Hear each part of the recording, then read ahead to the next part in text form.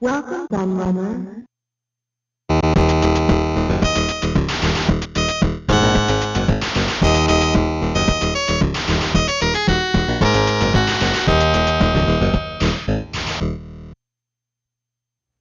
Hello everybody, Kieran aka the Laird here, and I've got a new Laird's Lowdown video blog for you, and I've not done one of these for a while actually. The last one I did was just welcoming everyone back and thanking them after my channel got hacked, but that wasn't really a proper one because I didn't really talk about any news or anything gaming related. It was just a sort of heads up about me being back and my channel being back, and obviously now we are back. It's going from strength to strength again, so thank you everyone once again for your support. But that's not what this video today is about, because as you can see from probably the title, there is some really cool retro gaming related news that I wanted to talk about, and that is that both Sega and Atari are back with some brilliant new games. And it's actually interesting because the last sort of proper Laird's Lowdown video I did was actually the one talking about the games that I thought Atari should do next. And then Atari announced some more new games. That was funny because I said they'd been quiet for a while and they hadn't announced much. And then sort of within a couple of weeks of me doing that video, they spookily announced some new games that are on the horizon. And actually, one of those is from Jeff Minter. And in my video, I said that they needed to get Jeff Minter on another project. I suggested Major Havoc. But it seems that the game he has chosen to do this time round is actually iRobot. And this is interesting for a number of reasons, because iRobot isn't a particularly well-known Atari property, but then neither was Aka R, which was obviously the game he did last time, because he did the complete remake of Aka R. He did the complete remake, obviously the new Tempest sequels. He did Tempest 4000. So obviously Tempest was a big franchise, one of Atari's biggest and most well-known. But Aka R was an arcade game that was never officially released. It was only ever test marketed. They put out a few cabinets. People found it too confusing, so they never actually released it properly.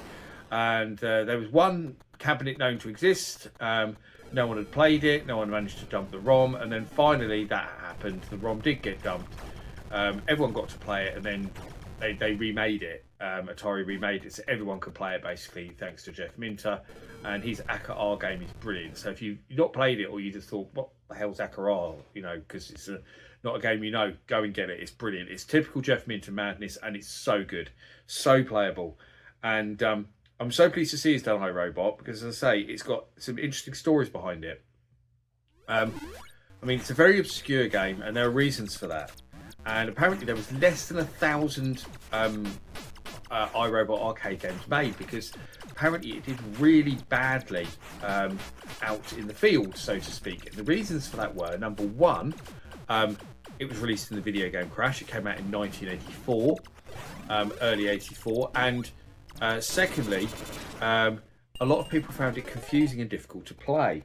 And one reason why people found it confusing and difficult to play was because it was so revolutionary.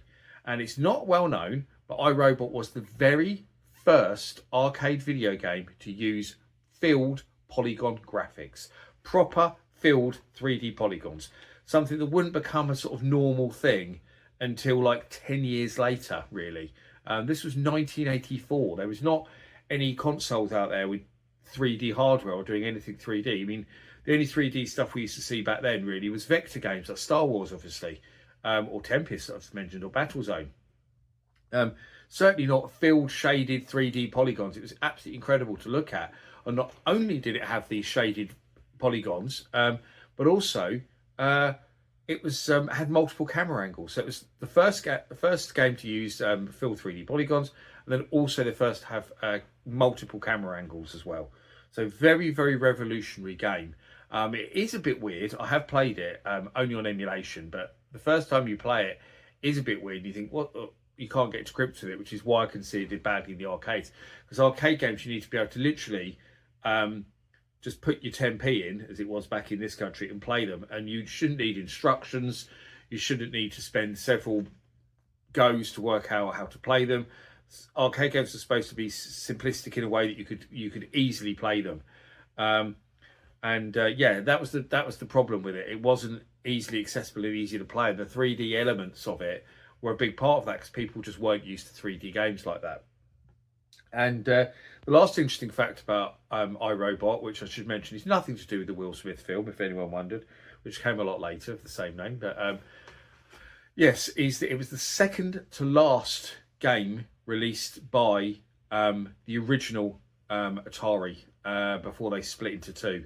So the last one was actually, if you're wondering, was Star Wars: Return of the Jedi. So there you go. So Atari Corp then inherited anything that was made before from Star Wars: Return of the Jedi and before, which is why they own properties like Centipede and Breakout and obviously iRobot. And then anything made after was the new company Atari Games, which was still owned by Warner Brothers. Warner Brothers kept control of them for the moment.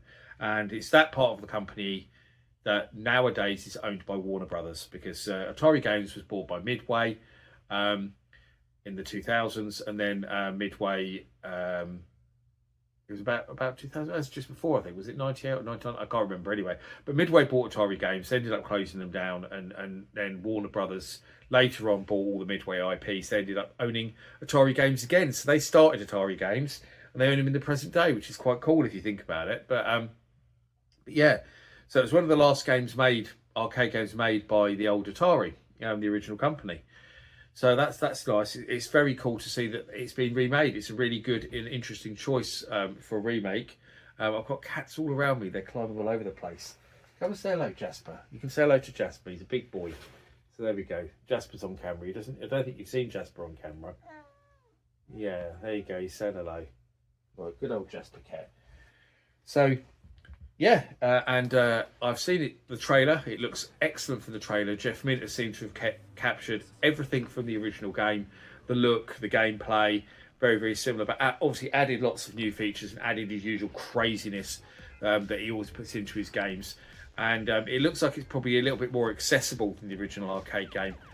Certainly a bit more mad and frantic than the original arcade game, and I'm really looking forward to play it, because Minter doesn't miss, does he? Let's face it, he doesn't do bad games. Every game Minter releases is just absolutely fantastic, and I can't wait to see the release of iRobot, because I think it's going to be an absolute banger. I really do. And I mean, I'm putting the trailer up next to me as I'm talking, but I suggest you actually go and watch it properly, and you'll see what it's all about, because it looks really, really good. And there was a couple more games as well that Atari have announced, so we'll do them first before we get to Sega. One is actually one I've already mentioned before, but they've just started hyping it up again. But they announced it a little while ago, but I talked about it in that last Atari video I did actually, and that's the remake of Fatal Run, which again I praised back then when I did that other video for being something a bit more unusual and obscure. Not a lot of people know Fatal Run, which was a game released for the Atari 2600 and 7800 in '89. One of the last 2600 games released, one of the last 7800 games in many ways as well, but one of the last proper Atari 2600 games, also the largest 2600 game ever released, and a 32K cartridge. So as far as commercial games, there were no games that were bigger than Fatal Run. Very impressive game for the machine. Basically, very much inspired by Road Blasters and Mad Max. Very similar kind of game. Set in a post-apocalyptic world, shooting other cars and stuff. Very good. Love the 7800 version in particular. Has some extra features and stuff. Excellent. And they've remade that game, and I think the new one's called something like Fatal Run 3097 or something like that. They've added sort of extra bit onto the end. But it's kind of futuristic, more futuristic looking rather than the sort of normal cars, sort of Mad Maxy kind of look. They've gone really futuristic. Actually reminded me a bit of that film that Jason Statham did, the Death Race one. Looks a bit like that actually, I think, in the trailers. Reminded me a lot of that. But it looks fantastic, really, really does look good. And I'm really looking forward to that, because you don't get many of those kind of arcade racing games these days.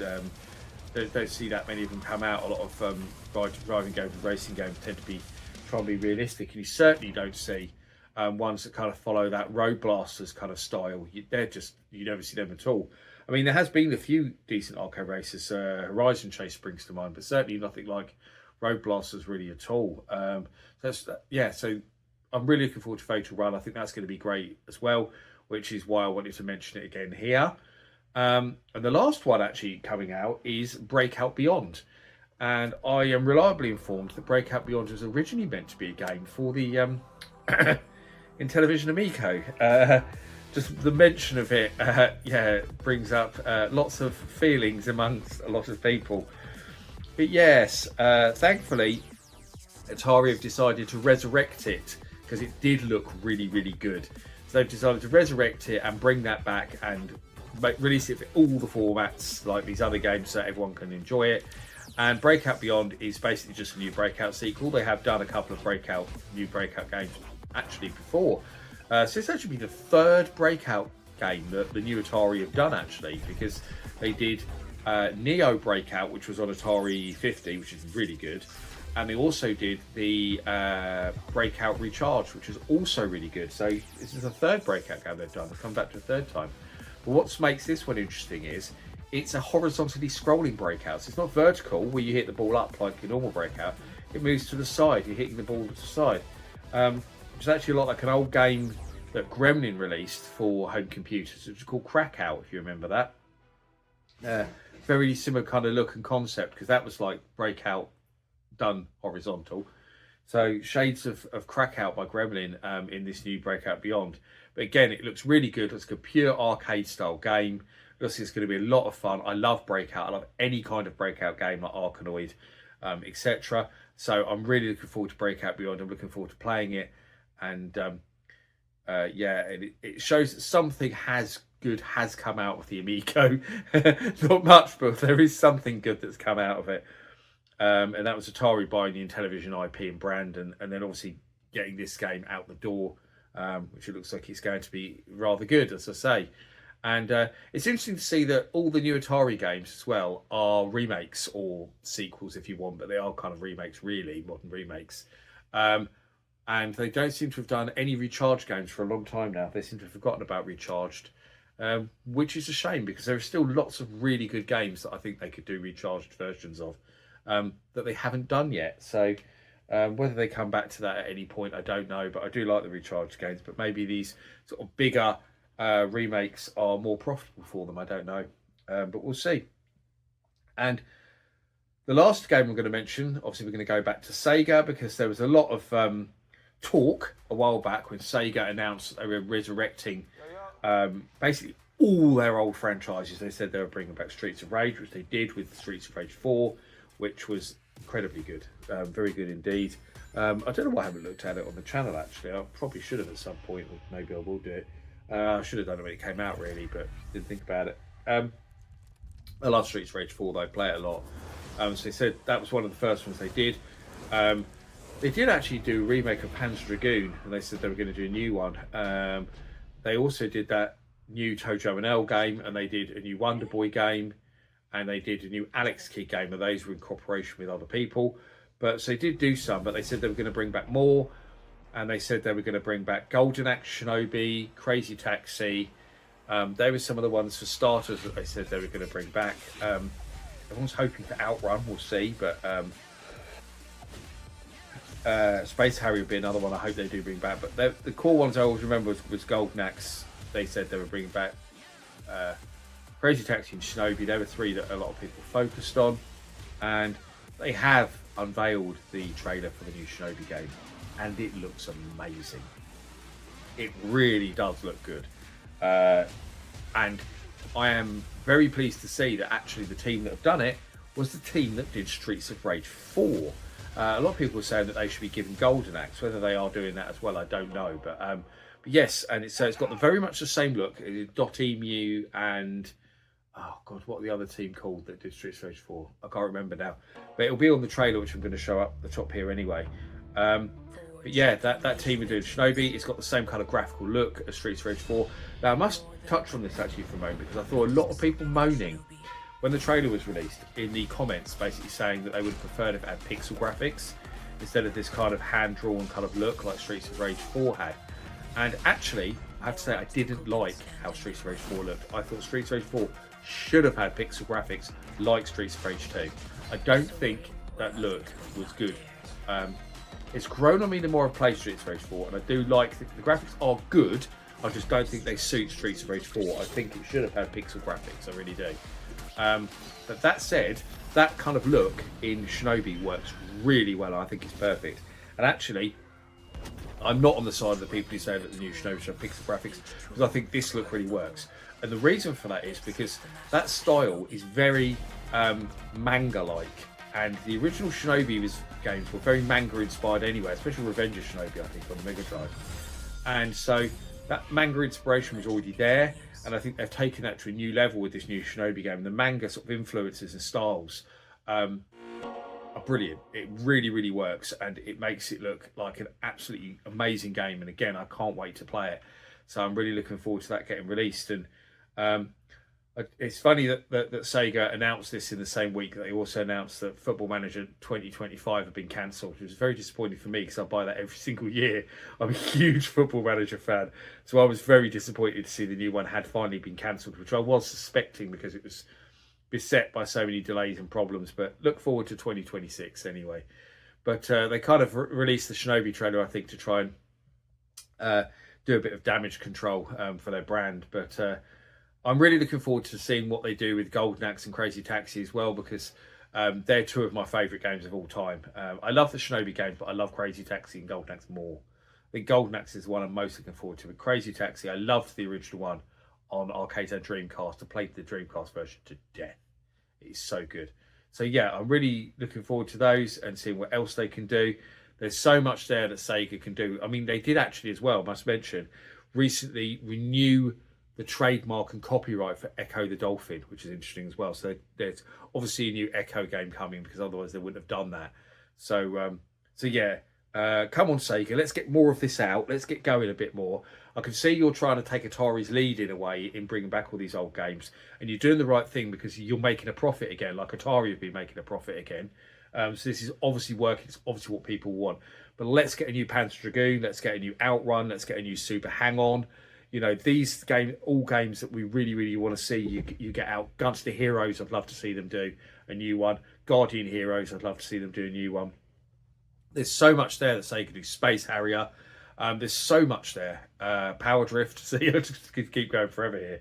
But anyway, let me know what games you'd like to see Sega remake next. Let me know what games you want to see Atari remake next, because I already mentioned some in that last video, but Major Havoc is still one I think that's begging for the Minter treatment. I'd love to see him do that one next. But yeah, let me know, and I look forward to seeing what you'll have to say. I always love reading your comments and engaging with you and all that. So as always, I thank you for watching. I've been the Laird, and I'll see you all again for another one very soon. Bye bye.